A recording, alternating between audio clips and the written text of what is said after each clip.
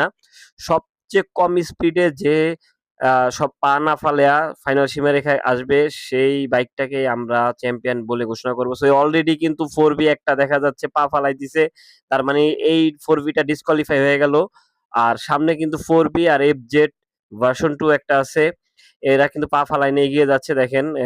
সবার আগে FZ version, তারপরে আছে 4B টা, আর মাঝে জিক্সার এসএফটা। সো এগিয়ে চলছে স্লো গতিতে রেসটা। তো আমরা দেখব যে কে লাস্টে পৌঁছায়, শেষ পর্যন্ত কি হয় এই রেসের রেজাল্ট। আর এগিয়ে চলছে কিন্তু আমি কিন্তু এখন যাচ্ছি ফাইনাল সীমারেখার দিকে একটু, একটু করে এগিয়ে। এখানেই রেসের ফাইনাল সীমারেখা। এখানে সবার লাস্টে যে আসবে সে চ্যাম্পিয়ন হবে। FZ পুরা ফাইনাল সীমারেখার কাছাকাছি, প্লাস 4B টাও। আর জিক্সার এসএফ সবার পিছনে। তো FZ ফাইনাল সীমারেখা ক্রস করে ফেলেছে, সাথে 4B ও।